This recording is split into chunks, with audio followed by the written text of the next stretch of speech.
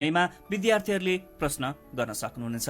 हामी कक्षा 9 र 10 का सबै विद्यार्थी भाइ बहिनीहरूलाई ध्यानपूर्वक सुन्न र केही अस्पष्ट भए आफूसँग जुन माध्यम सजिलो छ त्यही माध्यम प्रयोग गरी प्रश्न सोध्न अनुरोध गर्दछौँ। साथै आफ्ना सन्तानको सुन्दर भविष्य निर्माणको विषय भएकाले सबै अभिभावकहरूलाई सहजीकरणका लागि पनि हामी अनुरोध गर्दछौँ। अब आजको अर्को कक्षा सुरु हुँदैछ। अबको 45 मिनट अर्थात् 4 बजेसम्म कक्षा 10 को नेपाली विषयको पठन पाठन हुनेछ। अहिलेको कक्षा लिँदै हुनुहुन्छ शिक्षक इन्दिरा महर्षि।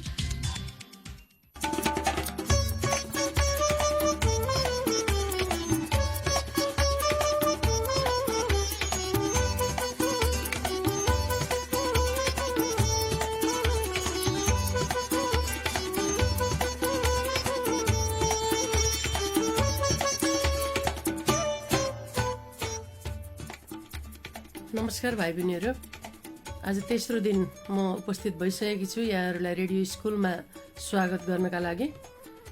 हामीले गत बिहिबारको कक्षामा कक्षा 10 को नेपाली विषयको पाठ्यपुस्तकभित्र पढ्ने पहिलो पाठ जन्मभूमि अन्तर्गत रहेर बुदा टिपोट र सारांश लेखन अभ्यास गर्यौँ। त्यस्तै गरेर प्रश्नोत्तर सम्बन्धी छलफल गर्ने काम पनि हामीले गरिसकेका छौँ भाइ बहिनीहरू। आज हामी पहिलो पाठकै अन्तिम क्रियाकलापमा आइपुगेका छौँ, जस अन्तर्गत हामी आज वर्णविन्यास ह्रस्व इ-उ लेखिने अवस्थाहरू, त्यस्तै गरेर धातुको परिचय र प्रकार, त्यस्तै गरेर पदवर्ग अन्तर्गत निपात र विस्मयादि बोधकका सम्बन्धमा छलफल गर्नेछौँ। सबैजना तयार भएर बस्नुभएकै छ पक्का पनि। आउनुहोस् आजको विषय प्रवेश गरौँ। वर्णविन्यास अन्तर्गत इ-उ ह्रस्व लेखिने अवस्थाहरूबाट। भाइ बहिनीहरू, म वर्णविन्यासका सम्बन्धमा थोरै प्रकाश पार्छु। भाषालाई अनुशासित बनाउने काम, भाषालाई व्यवस्थित बनाउने काम वर्णविन्यासले गर्दछ। खास गरी लेख्य भाषा शुद्ध रूपमा लेखिएको छ छैन भन्ने कुरा वर्णविन्याससँग सम्बन्धित हुन्छ। भाषिक अनुशासनलाई कायम गर्नका लागि वर्णविन्यास अन्तर्गत थुप्रै कुराहरू पर्दछन् भाइ बहिनीहरू। ह्रस्व दीर्घ सम्बन्धी नियम, त्यस्तै गरेर त्यहाँ व र ब को प्रयोग, पदयोग र पदवियोग, ङ न म य अणको प्रयोग, चन्द्रबिन्दु र शिरबिन्दुको प्रयोग, यी यावत कुराहरू, स स को प्रयोग, ज्ञ को प्रयोग आदि हामी वर्णविन्यास अन्तर्गत अध्ययन गर्दछौँ। तर आजको हाम्रो कक्षामा चाहिँ हामी इ-उ ह्रस्व लेखिने अवस्थाका बारेमा छलफल गर्नेछौँ भाइ बहिनीहरू। ह्रस्व इ-उ भन्नाले हामी एकपल्ट सम्झनुहोस् भाइ बहिनीहरू, मानिस भन्ने शब्द त्यहाँनिर बायाँ तर्फबाट नलाई बायाँ तर्फबाट इकार दिइएको छ। त्यस्तै गरेर उखु भन्ने शब्दमा उखु बायाँ तर्फ घुमाइएको छ उकार हो, त्यसलाई बुझ्नुपर्ने हुन्छ भाइ बहिनीहरू। कहाँ कहाँ कुन कुन अवस्थामा हामी इ-उ ह्रस्व लेख्छौँ भन्ने कुरा हामीले यहाँ छलफल गर्नेछौँ। सबभन्दा महत्त्वपूर्ण कुरा त कुनै पनि पाठ अनुच्छेद राम्रोसँग अध्ययन गर्ने, ह्रस्व र दीर्घ सम्बन्धी कस्तो अवस्था छ, कुन शब्द कसरी लेखिएको छ भन्ने कुरालाई ख्याल गरेर पढ्ने बानीको विकास हामीले गर्नुपर्दछ। त्यस्तै गरी शब्दकोशको प्रयोग गरेर शब्दकोशमा वर्णविन्यास सम्बन्धी के कस्तो अवस्था छ अथवा कुन शब्द ह्रस्व कुन शब्द दीर्घ राखिएको छ भन्ने कुरा हामीले राम्रोसँग ख्याल गर्ने गऱ्यौँ भने र त्यसै अनुसार अभ्यास पनि गर्ने गऱ्यौँ भने यो इ-उ कहाँ कहाँ ह्रस्व हुन्छ भन्ने कुरा हामी थाहा पाउँछौँ। यहाँ हामी केही निश्चित अवस्थाहरू छन् जहाँ चाहिँ इ-उ ह्रस्व लेखिन्छ, तिनका बारेमा छलफल गर्छौँ भाइ बहिनीहरू। यसका लागि हामी पहिलो अवस्थातर्फ जाउँ। त्यो पहिलो अवस्था भनेको धातु, क्रियामूल र क्रियापद बुझाउने जति पनि शब्दहरू छन् तिनीहरू सुरु र माझमा ह्रस्व लेखिन्छन् भन्ने कुरा हामीले बुझ्नुपर्दछ। यहाँ मैले धातु भन्ने शब्दको प्रयोग गरेँ। धातु के होला भन्ने जिज्ञासा उत्पन्न होला भाइ बहिनीहरूमाझ। धातु क्रियाको मूल रूप हो, क्रियाको पहिलो रूप हो धातु। र क्रियामूल भन्नाले धातुमा नु लागेपछि, नु प्रत्यय गाँसेपछि बन्ने रूप हो भने क्रियापद चाहिँ विभिन्न लिङ्ग, वचन, पुरुष, काल, बोधक प्रत्ययहरू लागिसकेपछिको अवस्था हो भाइ बहिनीहरू। हो तिनीहरू चाहिँ प्रायःजसो सुरु र माझमा, क्रियामूल चाहिँ अन्त्यमा पनि इकार उकार ह्रस्व लेखिन्छन्।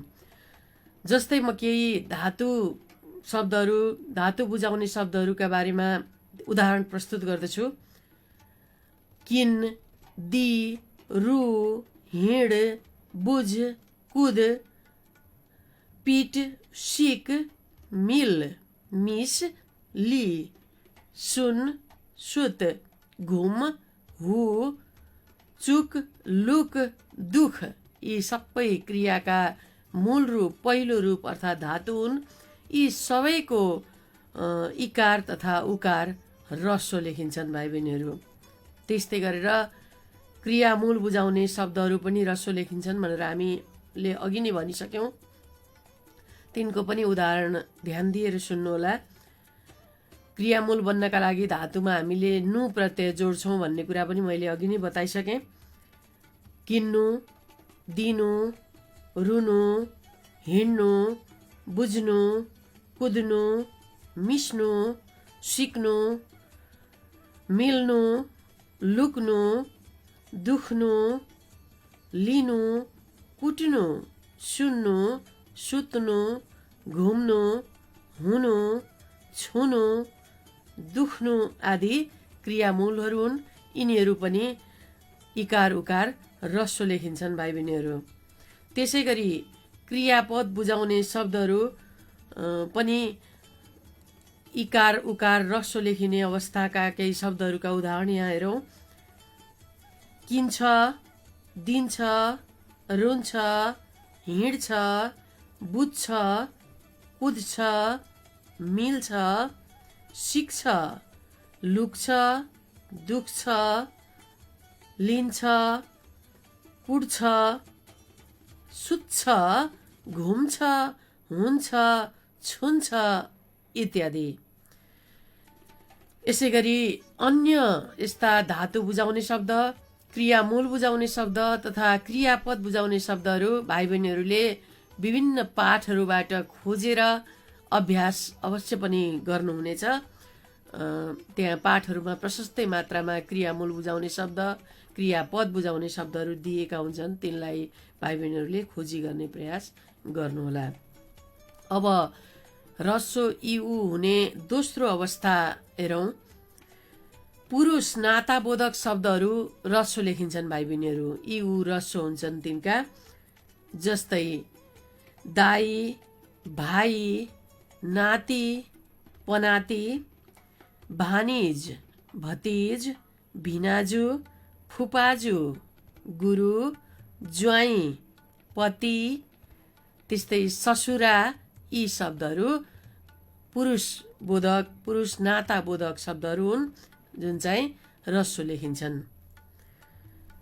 त्यस्तै गरी भाइ बहिनीहरू केही प्रत्यय लागेर बनेका शब्दहरू पनि ह्रस्व लेखिन्छन्, इउ ह्रस्व हुन्छन्।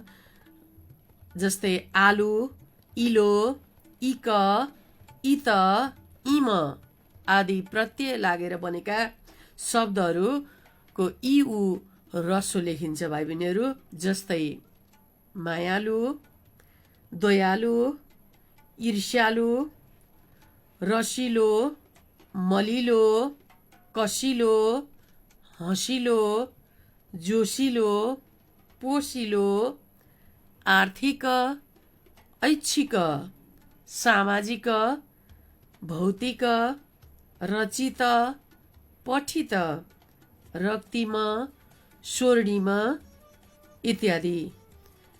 यस्ता खाले प्रत्यय लागेका अन्य शब्दहरू पनि भाइ बहिनीहरूले पाठ्यपुस्तकबाट खोजी गर्न सक्नुहुनेछ र तिनीहरू चाहिँ ह्रस्व लेखिँदा रहेछन् भन्ने कुरा अवश्य पनि बुझ्नुहुनेछ। अब हामी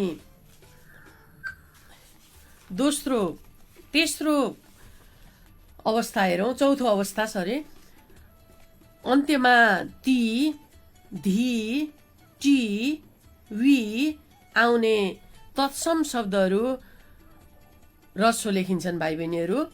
यहाँ मैले तत्सम भन्ने शब्दको प्रयोग गरेँ। म यस बारेमा अलिकति भाइ बहिनीहरूलाई स्पष्ट पार्न चाहन्छु। तत्सम शब्द भन्नाले हाम्रो नेपाली भाषामा जति पनि शब्दहरू प्रयोगमा आएका छन् तिनीहरू स्रोतका आधारमा 3 किसिमका छन् भाइ बहिनीहरू। एक खाले छन् तत्सम, अर्का खाले तद्भव र अर्का खाले आगन्तुक। तत्सम शब्द चाहिँ तत् भनेको त्यो, सम भनेको जस्तै, त्यो भनेको संस्कृत, नेपाली भाषाको माउभाषा संस्कृत हो। संस्कृतबाट जस्ताको तस्तै नेपालीमा आएका शब्दहरूलाई हामी तत्सम भन्दछौँ। तद्भव भन्नाले संस्कृतबाट नेपाली भाषामा आउँदा रूप परिवर्तन भएर मुहार फेरेर आएका शब्द भन्ने बुझ्नुपर्छ। र आगन्तुक शब्द भन्नाले चाहिँ नेपाली र संस्कृत भाषा बाहेक अन्य भाषाभाषीबाट नेपालीमा प्रयोग हुन आउने शब्दहरू भन्ने बुझिन्छ भाइ बहिनीहरू। यहाँ म आगन्तुक शब्दका केही उदाहरण दिन्छु। झ्याल, पसल, चाउचाउ, नर्स, डाक्टर जस्ता शब्दहरू आगन्तुक शब्दहरू हुन्। त्यस्तै गरेर तद्भव शब्द चाहिँ मैले अघि भने संस्कृतबाट रूप फेरिएर नेपालीमा आएका शब्द, जस्तै हात शब्द तद्भव शब्द हो भाइ बहिनीहरू। त्यो हात शब्द हस्त भन्ने तत्सम शब्दबाट मुहार परिवर्तन भएर रूप फेरिएर नेपालीमा प्रयोगमा आएको हो। त्यस्तै भगिनी भन्ने संस्कृत शब्दबाट बहिनी बनेको हो, त्यो पनि तद्भव शब्द हो। अनि अग्निबाट आगो भएको आगो पनि तद्भव शब्द हो। अब हामीलाई यहाँ चाहिएको चाहिँ तत्सम शब्द, अन्तिममा ती, धी, टी, वी आउने भनिएको छ। रवि, कवि, छवि, ऋषि जस्ता शब्दहरू तत्सम शब्दहरू हुन्। र यस्ता तत्सम शब्दहरू चाहिँ रस्व लेखिँदा रहेछन्। ती रस्व लेखिने केही शब्दका उदाहरणहरू म बताउँछु भाइ बहिनीहरूलाई। जस्तै ती अन्तिममा आउने कृति, रीति, शान्ति, क्रान्ति आदि हुन् भने धी अन्तिममा आउने विधि, निधि, सिद्धि आदि हुन्। त्यस्तै टी अन्त्यमा आउने शब्दहरू दृष्टि, सृष्टि, पुष्टि आदि हुन् भने वी अन्तिममा आउने शब्दहरू रवि, कवि, छवि आदि हुन् भाइ बहिनीहरू। यसरी संस्कृतबाट नेपालीमा प्रयोग हुन आउने र ती, धी, टी, वी अन्त्यमा आउने शब्दहरू पनि के लेखिँदा रहेछन् भने तिनको इकार उकार रस्व हुँदो रहेछ भन्ने कुरा हामीले बुझ्नुपर्छ। त्यस्तै गरेर अर्को अवस्था पनि भाइ बहिनीहरूलाई बताऊँ। सर्वनाम बोधक केही शब्दहरू रस्व लेखिन्छन् भाइ बहिनीहरू। जस्तै यति, उति, कति, जति, त्यति जस्ता शब्दहरू रस्व लेखिन्छन्। त्यसै गरेर अर्को अवस्था, यी रस्व हुने अवस्था भनेको उकारान्त स्थानवाची नाम बुझाउने शब्दहरू, ठाउँलाई बुझाउने नाम शब्दहरू जो चाहिँ अन्तिममा उकार आउँदछन्, त्यस्ता शब्दहरू पनि रस्व लेखिन्छन् भाइ बहिनीहरू। जस्तै लुभु, मुगु, तनहु, हेलम्बु, बलम्बु, साखु, बालाजु यी शब्दहरू भाइ बहिनीहरू स्थानवाची शब्दहरू हुन् र अन्तिममा उ आउने शब्दहरू हुन्। यी शब्द रस्व लेखिँदा रहेछन् भन्ने कुरा हामीले बुझ्नु पर्दछ। त्यस्तै गरेर भाववाचक नाम शब्दहरू आई, याई प्रत्यय लागेका, खास गरी आई र आई चन्द्रबिन्दु लागेको हो, यस्ता प्रत्यय लागेर बनेका शब्दहरू रस्व लेखिन्छन् भाइ बहिनीहरू। जस्तै कि सुनाई, बोलाइ, पढाइ, हँसाई, लेखाई, हिँडाई, बसाई, मुर्ख्याई, धुर्त्याई, छुच्याई, दुष्ट्याई आदि शब्दहरू रस्व लेखिन्छन्। त्यसै गरी अर्को अवस्था छ अव्यय शब्दहरू। केही अव्यय शब्दहरू रस्व लेखिन्छन्। अब यहाँ अव्यय भन्नाले भाइ बहिनीहरूलाई छोटोमा यसलाई चिनाऊ, रूप नचल्ने वर्गका शब्दहरू भन्ने बुझ्नु पर्दछ। विकारी र अविकारी अथवा अव्यय भनेर दुई थरीका पदवर्ग अन्तर्गत शब्दहरू रहेका छन्। विकारी भन्नाले रूप चल्ने, लिङ्ग, वचन, पुरुष, काल, पक्ष अनुसार परिवर्तन हुने शब्दलाई हामी विकारी वर्गका शब्द भन्दछौँ, जस अन्तर्गत नाम, सर्वनाम, विशेषण र क्रिया पर्दछन्। अविकारी अथवा अव्यय अन्तर्गत चाहिँ निपात, विस्मयादिबोधक, क्रियायोगी, नामयोगी, संयोजक जस्ता शब्दहरू पर्दछन्। ती शब्दहरू जसको रूप चलाउन सकिँदैन, लिङ्ग, वचन, पुरुष, काल, पक्ष अनुसार परिवर्तन हुँदैनन्, सधैँ एक नाश रहिरहन्छन्, हो त्यस्ता अव्यय शब्दहरू ह्रस्व लेखिन्छन् भाइ बहिनीहरू। जस्तै माथि, मुनि, वारी, पारी, अघि, पछि, पछाडि, अगाडि, लुरु लुरु, खुरु खुरु, धिपी धिपी, पिली पिली, चाहिँ आदि शब्दहरू अव्यय वर्गका शब्दहरू हुन् जुन ह्रस्व लेखिन्छन् भाइ बहिनीहरू। त्यस्तै गरेर तद्भव नेपाली शब्दहरूका सुरु र बीचमा पनि इ उ ह्रस्व लेखिन्छन्। मैले अघि नै तत्सम, तद्भव र आगन्तुक शब्दका बारेमा भाइ बहिनीहरूलाई बताइसकेकी छु। अब हामी त्यस्ता तद्भव शब्दहरू जो चाहिँ सुरु र बीचमा ह्रस्व लेखिन्छन् तिनका उदाहरण हेरौँ। जस्तै 19, इन्द्रेणी, घिउ, दुध, फलफुल, बहिनी इत्यादि।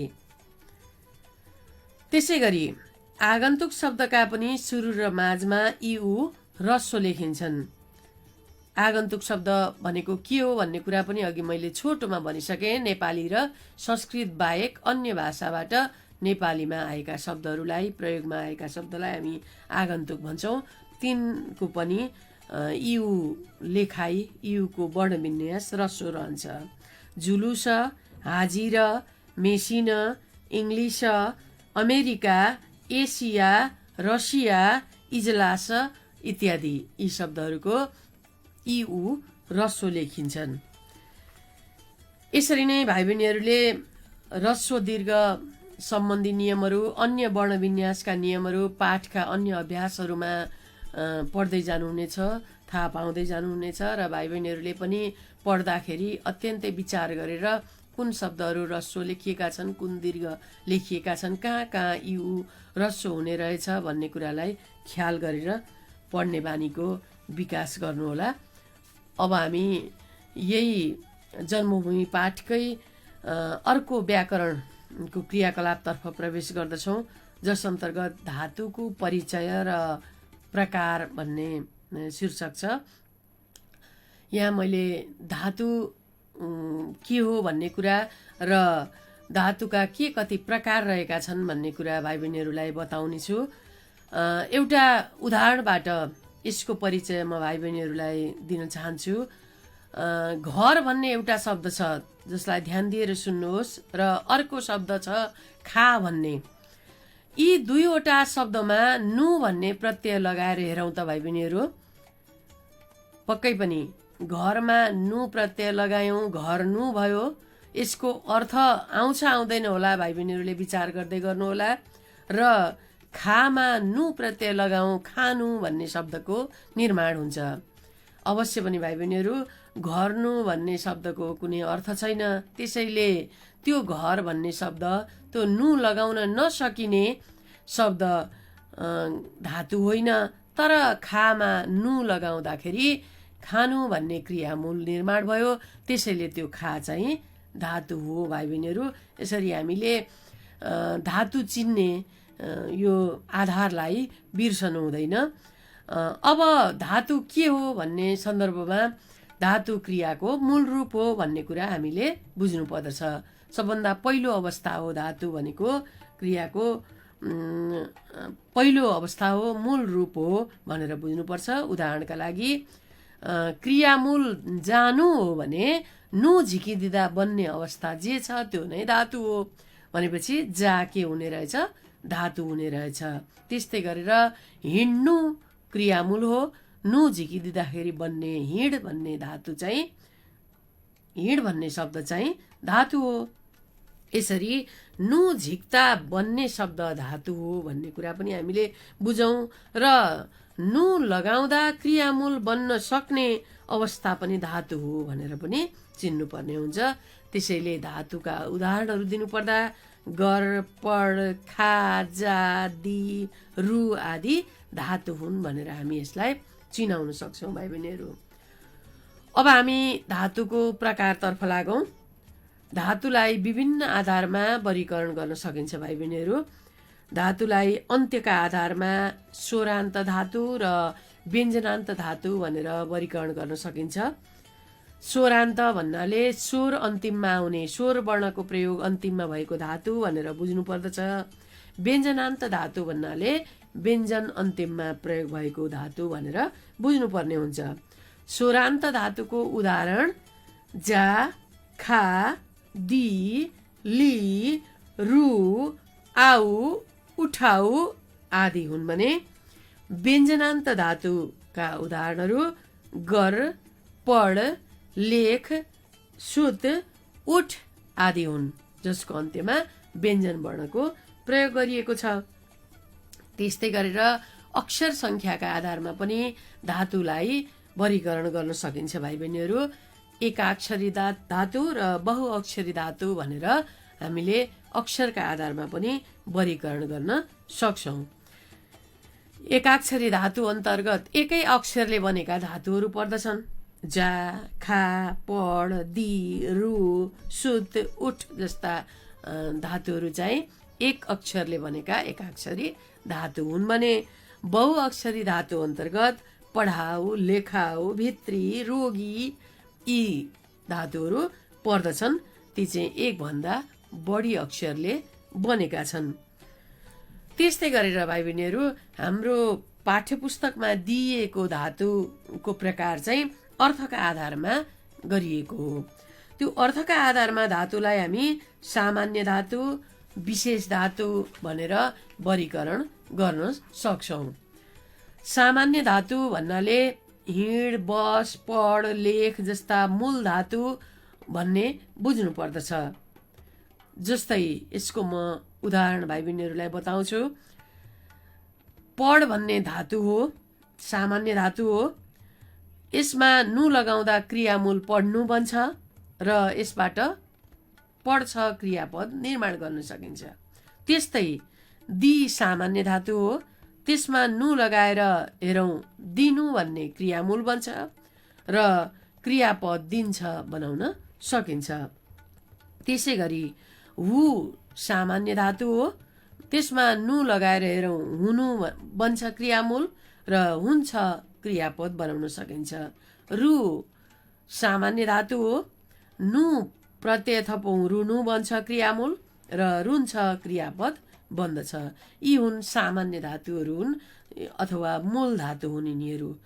अर्का थरी छन् विशेष धातु। विशेष धातुको निर्माण प्रक्रिया सामान्य धातुभन्दा फरक किसिमको हुन्छ भाइ बहिनीहरू। नाम, विशेषण, अव्यय जस्ता शब्दबाट बनेका धातुलाई हामी विशेष धातु भन्दछौँ। यस्ता धातुलाई व्युत्पन्न धातु भनेर पनि चिन्न सकिन्छ। नामबाट बन्ने धातुका उदाहरणहरू हेरौँ है त। अब उदाहरणका लागि कुम्लो भन्ने नाम शब्द हो भाइ बहिनीहरू। यसमा याउ प्रत्यय लगाउँदाखेरि कुम्ल्याउ भन्ने धातु निर्माण हुन्छ। यसलाई हामी नाम धातु पनि भन्छौँ र नु प्रत्यय थप्दा कुम्ल्याउनु भन्ने क्रियामूल बन्छ र कुम्ल्याउँछ क्रियापद निर्माण हुन्छ। त्यस्तै गरेर झोला भन्ने नाम हो। यसमा यी प्रत्यय थपौँ झोली भयो, नु लगाउँ झोलिनु क्रियामूल बन्यो र क्रियापद झोलिन्छ भन्ने क्रियापद बनाउन सकिन्छ। टुङ्गो भन्ने नाम शब्द, त्यसमा यी लगाउँ टुङ्गी भयो, नु लगाउँ टुङ्गिनु क्रियामूल बन्यो र टुङ्गिन्छ क्रियापद बनाउन सकिन्छ। टुक्रो नाम शब्द, यी लगाउँ टुक्री, नु प्रत्यय थपौँ टुक्रिनु र टुक्रिन्छ क्रियापद निर्माण हुन्छ। फन्को नाम शब्द, यी लगाउँ फन्की, नु प्रत्यय लगाउँ फन्किनु र यसबाट फन्किन्छ भन्ने क्रियापदको निर्माण गर्न सकिन्छ। त्यस्तै गरेर विशेषण शब्दबाट पनि धातुको निर्माण गर्न सकिन्छ। जस्तै गोलो भन्ने विशेषण शब्दमा ई प्रत्यय थपौँ, गोली भयो, नु लगाएर हेरौँ, गोलिनु भन्ने क्रियामूल बन्यो र गोलिन्छ क्रियापदको बन्न सक्छ। त्यस्तै गरेर बाङ्गो भन्ने विशेषण शब्द छ, बाङ्गोमा ई प्रत्यय लगाऊ, बाङ्गी भयो, नु लगाएर हेरौँ, बाङ्गिनु क्रियामूल बन्यो, बाङ्गिन्छ क्रियापद बन्छ। त्यस्तै गरेर रित्तो विशेषण शब्द, ई थपौँ रित्ती, नु प्रत्यय जोडेर हेरौँ, रित्तिनु क्रियामूल बन्छ र रित्तिन्छ क्रियापद निर्माण हुन्छ। खोक्रो भन्ने विशेषण शब्द, ई थपौँ खोक्री बन्यो, नु प्रत्यय लगाएर हेरौँ, खोक्रिनु क्रियामूल बन्यो र खोक्रिन्छ क्रियापद बन्दछ। कुप्रो विशेषण शब्द, ई प्रत्यय थपौँ कुप्री, नु प्रत्यय लगाऊ, कुप्रिनु क्रियामूल बन्यो, कुप्रिन्छ क्रियापद। त्यसै गरी अब हामी अव्ययबाट बनेका धातु पनि केही उदाहरणहरू हेरौँ। भित्र भन्ने अव्यय शब्दमा ई थपौँ, भित्री बन्यो, भित्रीमा नु लगाऊ, भित्रिनु बन्यो, भित्रिनु क्रियामूलबाट भित्रिन्छ भन्ने क्रियापदको निर्माण हुन्छ। त्यस्तै गरेर खजमज भन्ने अव्यय शब्द, ई लगाऊ खजमजी, नु लगाएर हेरौँ खजमजिनु र क्रियापद खजमजिन्छ बन्छ। त्यस्तै थरथर भन्ने अव्यय शब्द, आउ प्रत्यय लगाएर हेरौँ थरथराउ, यो धातु बन्यो, थरथराउमा नु थपेर हेरौँ थरथराउनु, थरथराउँछ क्रियापद निर्माण हुन्छ। त्यस्तै बर्बरमा आउ लगाऊ बर्बराउ, नु प्रत्यय थपौँ बर्बराउनु, अनि बर्बराउँछ क्रियापद बन्न सक्छ। अब हामी अर्को किसिमको धातुको बारेमा हेरौँ। प्रेरणार्थक शब्दबाट पनि धातुको निर्माण गर्न सकिन्छ। प्रेरणार्थक धातु मूल धातुमा विभिन्न प्रत्यय लगाएर निर्माण हुन्छन् भाइ बहिनीहरू। प्रेरणार्थक भन्नाले अर्काको प्रेरणा पाएर गर्ने भन्ने बुझिन्छ, आफै स्वयं काम नगरेर कसैको प्रेरणाबाट गर्ने भन्ने बुझाउने धातु यस अन्तर्गत पर्दछन्। उदाहरणका लागि मूल धातु पढ हो, आउ प्रत्यय लगाऊ पढाउ भयो, यो प्रेरणार्थक धातु, नु लगाउँदा पढाउनु, पढाउँछ क्रियापद निर्माण हुन्छ। त्यस्तै लेखमा आउ लगाऊ लेखाउ, लेखाउनु क्रियामूल बन्छ, लेखाउँछ क्रियापद बन्छ। त्यस्तै देख मूल धातु, आउ प्रत्यय लगाऊ देखाउ, देखाउनु क्रियामूल बन्छ, देखाउँछ क्रियापदको निर्माण हुन्छ। त्यसै गरी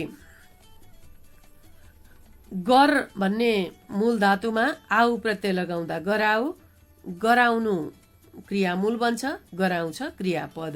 खा भन्ने मूल धातु, आउ प्रत्यय लगाउँदा खुवाउ भयो प्रेरणार्थक धातु, नु लगाएर हेरौँ खुवाउनु, अनि क्रियापद खुवाउँछ बन्छ। त्यस्तै सिक धातुमा आउ लगाएर हेरौँ सिकाउ प्रेरणार्थक धातु बन्यो, नु प्रत्यय लगाउँदा सिकाउनु क्रियामूल र सिकाउँछ क्रियापद। यसरी भाइ बहिनीहरूले धातु र धातुका प्रकारका बारेमा केही कुरा अवश्य पनि थाहा पाउनुभयो होला। अब भाइ बहिनीहरूले पाना नम्बर 8 को 1 र 2 का अभ्यासहरू आफै घरमा पक्का पनि गर्नुहुनेछ, अभ्यास गर्नुहुनेछ। अब हामी यसै व्याकरण खण्ड अन्तर्गत नै अव्यय वर्गको निपात र विस्मयादि बोधकका सम्बन्धमा केही कुरा हेर्छौँ। अब यो निपात र विस्मयादि बोधक शब्द अघि नै पनि मैले एउटा प्रसङ्गमा भनेको थिएँ, अविकारी अर्थात् अव्यय वर्ग अन्तर्गतका शब्दहरू हुन्। अव्यय अर्थात् रूप नचल्ने वर्गका शब्दभित्र यिनलाई हामीले लिनुपर्ने हुन्छ। एक थरी विकारी वर्गका हुन्छन्, अर्का थरी अविकारी वर्गका शब्दहरू। मैले अघि नै पनि भनिसकेँ, नाम सर्वनाम विशेषण र क्रियापद विकारी वर्गका शब्द हुन्। अविकारी अथवा अव्यय वर्गका शब्दमा चाहिँ विस्मयादि बोधक, निपात, नामयोगी, क्रियायोगी र संयोजक पर्दछन्। अब यिनै अव्यय वर्गका शब्द मध्ये विस्मयादि बोधक र निपातका सम्बन्धमा छोटो छलफल हामी अबको कक्षामा गर्छौँ। सबभन्दा पहिले विस्मयादि बोधक शब्द। म एउटा वाक्य भन्छु भाइ बहिनीहरू। छि कस्तो फोहोर, आहा कति सुन्दर बगैँचा। यहाँ प्रयोग भएका छि र आहा भन्ने शब्दले भाइ बहिनीहरू हाम्रा मनका अचानक उत्पन्न हुने भावहरू, विभिन्न भावहरूलाई प्रतिनिधित्व गर्दछन्। यिनले हाम्रा मनमा एक्कासी उत्पन्न हुने हर्ष, विस्मात, त्यस्तै गरेर दुःख, सुख, घृणा, शोक, त्यस्तै गरेर निन्दा, डर जस्ता भावहरूलाई बुझाउनका निम्ति आउने शब्दलाई, प्रयोग हुने शब्दलाई हामी भाइ बहिनीहरू विस्मयादि बोधक शब्द भन्दछौँ। यस्ता शब्दको प्रयोग पछि उद्गार चिन्हको प्रयोग गरिएको हुन्छ।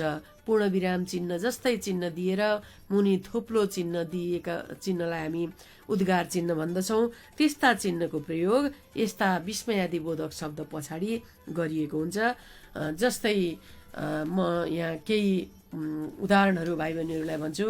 छि कस्तो फोहोरी भन्दाखेरिको त्यो छि पछाडि उद्गार चिन्हको प्रयोग गरिएको हुन्छ भाइ बहिनीहरू। त्यस्तै गरेर अबुई कति ठुलो सर्प भन्दाखेरि अबुई भन्ने शब्दको पछाडि पनि उद्गार चिन्हको प्रयोग गरिएको हुन्छ।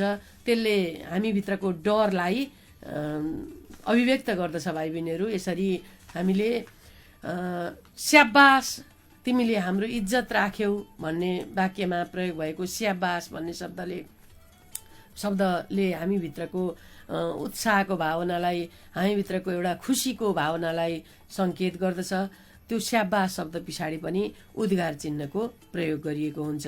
हामीले यस्ता विस्मयादि बोधक शब्दको प्रयोग उचित ठाउँमा, उचित सन्दर्भमा गर्न चाहिँ आवश्यक छ।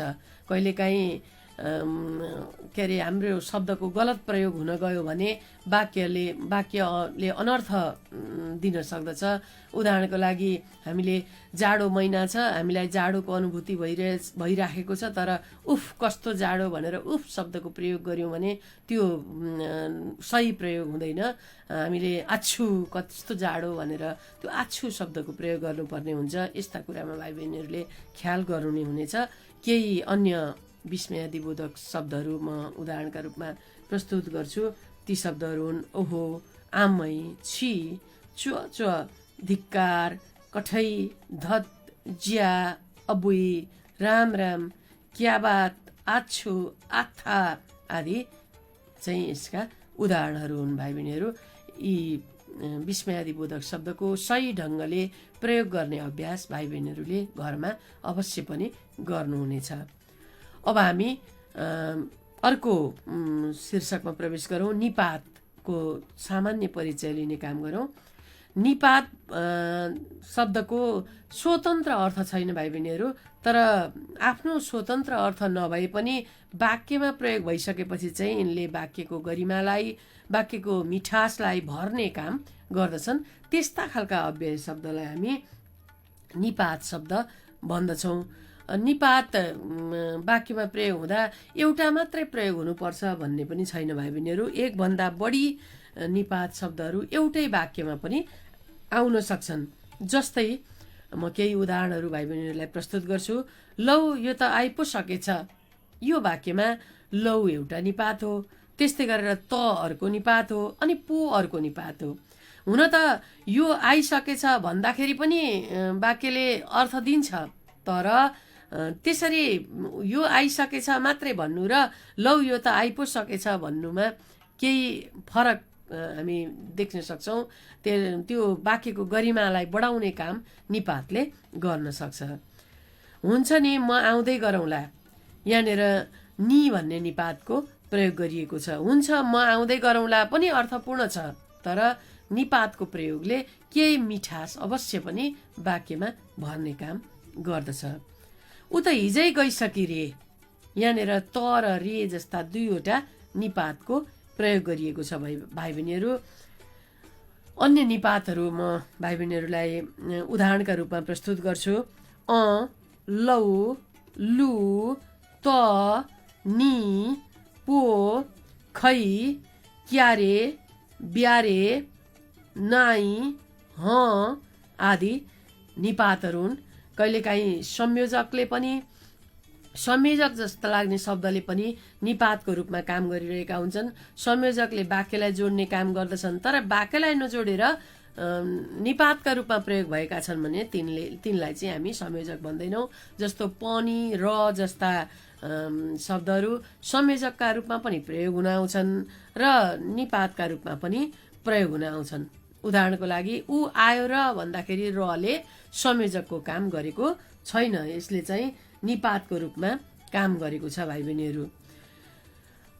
यसरी नै भाइ बहिनीहरूले पनि यो विस्मयादिबोधक शब्द अनि निपात शब्दहरू खोजेर वाक्य प्रयोग गर्ने अभ्यास गर्नुहुने नै छ।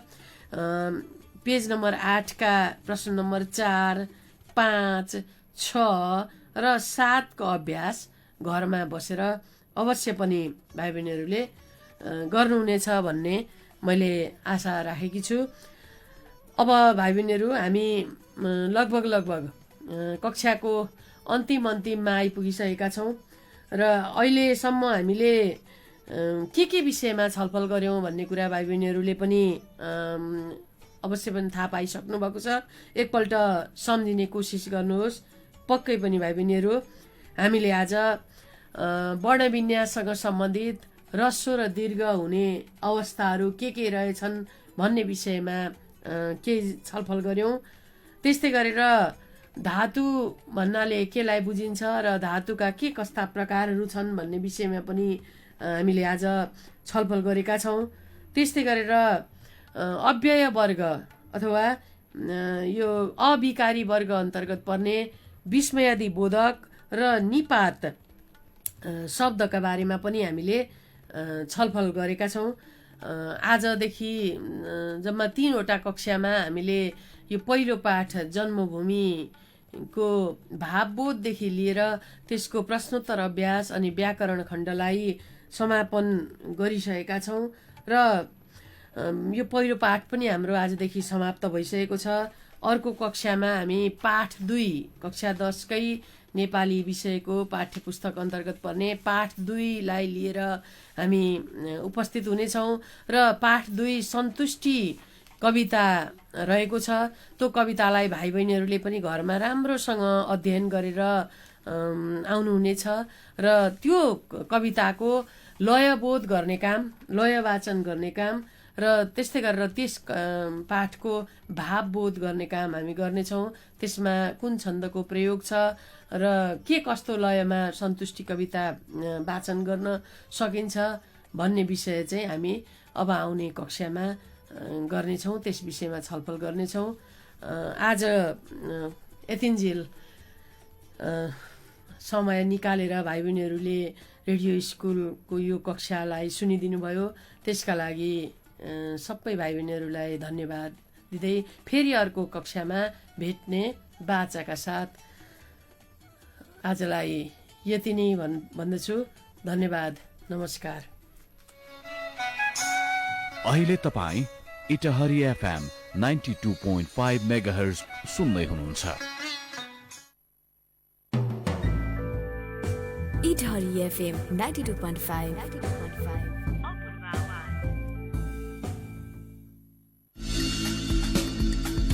यो हो इटहरी FM 92.5 मेगाहर्ज।